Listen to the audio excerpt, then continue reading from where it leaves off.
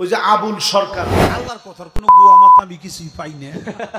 আল্লাহ যে কইলো প্রথম সৃষ্টি আমার এশ, প্রথম সৃষ্টি আবার কয় আমার আরশ, প্রথম সৃষ্টি আবার কয় নূর, প্রথম সৃষ্টি আবার কয় রূহ। আল্লাহ এক মুখে যে এত কথা কয়, আল্লাহর মুখ কয়টা? এক মুখে যে দুই কথা কয়, হ্যাঁ মুখ কয় না হুক কয়? আপনি চিন্তা করেন এরা আল্লাহর ব্যাপারে কি বলে। এগুলোর আবার নাম দিয়েছে পালাগান। আদম ছিল 120 হাত, তার পুরুষ অঙ্গ ছিল 17.5 হাত। সে আদমের বংশ আমাকে কেন 4 আঙ্গুল হয়ে গেল? সে আল্লাহর ব্যাপারে এত বাজে মন্তব্য করেছে, এগুলো মুখে আনা যায়, এগুলো আমরা মুখে না। কি বিশ্রী ভাষায় আল্লাহকে গালি দিয়েছে, এগুলো পালাগানের নাম করে আপনি আল্লাহর ব্যাপারে কথা বললেন। বাংলাদেশে একটা মিথ্যা অপবাদ প্রচলিত আছে, এই বাউলগুলো সবগুলাকে আটকানো উচিত। শুধু আবুল সরকার না, গোষ্ঠী সুদ্ধা এই বাউলগুলাকে অ্যারেস্ট করা দরকার, কারণ তারা ইসলামের নামে সবচেয়ে বেশি অপপ্রচার চালায়। ঠিক কিনা বলে? আরেক শয়তান বাউল বলছে আদম আলাইহিসসালামের লজ্জাস্থানের ব্যাপারে এইরকম শব্দ বলছে, মাআযাল্লাহ। এগুলো কিন্তু পরিকল্পিত, আপনি মনে করেন না এগুলো পরিকল্পনাহীন। পরিকল্পিতভাবে আদম আলাইহিস সালামের লজ্জাস্থান নিয়ে কথা বলছে। এই আবুল সরকার নবীজিকে নিয়ে বাজে মন্তব্য করছে। এবং বাংলাদেশে একটা প্রসিদ্ধ ভুল, এটা এই বাউলদেরকে দিয়ে ছড়াইছে যে একজন সাহাবী নবীজির কাছে আসছে, ওনার একটা দাড়ি, এখানে 70টা ফেরেশতা ঝুলতেছে। বলেন নাউজুবিল্লাহ, আরো জোরে বলেন নাউজুবিল্লাহ। এটা পরিষ্কার ডাহা একটা মিথ্যা কথা। এরকম কোন হাদিস গ্রন্থের কোথাও নাই একটা দাড়ির ভিতরে 70টা ফেরেশতা ঘুরতেছে। হাদিস আছে, প্রত্যেকটা হাদিস প্রমাণিত মহাসত্য হাদিস রয়েছে। জুজ্জুস শাওয়ারিব ওয়ারখুল লুহা খালিফুল মাজুস, মুস খাটো করো, দাড়ি নিচের দিকে ছেড়ে দাও, অমুসলিমদেরকে অনুসরণ করো না, এটা হাদিসের ভিতরে আছে। কিন্তু শয়তান দুষ্ট দুরাচারী আবুল সরকার নামের ভণ্ড সে বলতেছে যে একটা দাড়ির ভিতরে নাকি এরকম 70টা ফেরেশতা নড়তেছে, নবীজি নাকি দেখছে, দেখে মুস্কি মুস্কি হাসছে। পরের দিন এই সাহাবী এই দাড়িটা মানে এটাকে কি বলে শেভ করে আসছে, ক্লিন করে আসছে, কেটে ফেলে দিছে। নবীজি পরের দিন তার দিকে তাকায় না, মুখ ফিরায় নিছে।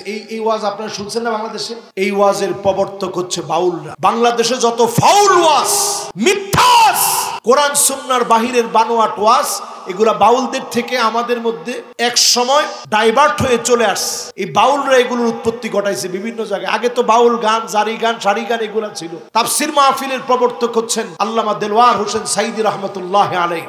তিনি এই জাতির মানুষকে কোরআনের তাফসির কত সুন্দর করে শেখানো যায়, কত সুন্দর করে বোঝানো যায়, এগুলো তিনি বুঝাইছেন, শোনাইছেন, শিখাইছেন। ঠিক কিনা বলেন? এরপরে বহু আলেমের অনেক অবদান আছে।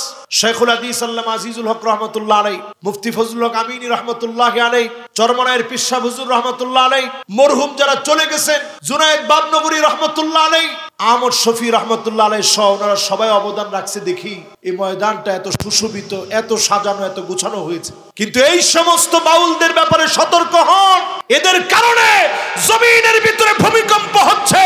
মানিকগঞ্জে যাদেরকে পিটা পানিতে নামানো হয়েছে, এখন সারা বাংলাদেশে প্রতিবাদ হচ্ছে।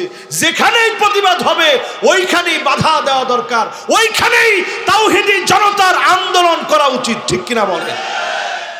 কিসের তোমাদের এত লাফালাফি ফালাফালি? তোমাদের ভিতরে নারী পুরুষের অবাধ মেলামেশা, রাত্রিকালীন সময়ের মদ্যপান, তোমাদের ভিতরে অশালীন কর্মকাণ্ড, আল্লাহ সম্পর্কে বাজে মন্তব্য করো। ইদারি দেখে নাকি নবীজি হাসি খুশি হয়েছে, পরের দিন নবীজি খুব বেজার হয়ে গেছে। এরপরে নবীজি নাকি ওই সাহাবীরে লক্ষ্য করে বলতেছিলে, তুমি দাড়িটা কাটলা কেন? এরপরে সে বলতেছে, আপনারা যে প্রত্যেক দিন ফেরেশতার, মাআযাল্লাহ, ফেরেশতার যে শব্দ সে ব্যবহার করছে, আমি ওই শব্দটা স্কিপ করলাম, যে তোমরা যে প্রত্যেক দিন ফেরেশতারে, মাআযাল্লাহ, আপনি ফেরেশতারে চিনেন? রুহুল আমিন।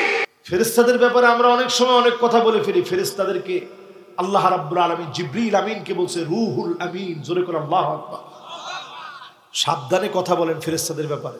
প্রিয় ভাইরা আমার, এই জাতীয় বাউল যারা আছে এরা জমিনে ভূমিকম্পের কারণ। হাদিসের ভিতরে নবীজি পরিষ্কারভাবে বলেছেন, কিয়ামতের আগে লা তাকুমুস সাআ, এই জমিনে কিয়ামত হবে না। তখন কিয়ামত হবে আল্লাহর ব্যাপারে না জেনে বাজে মন্তব্য করবে।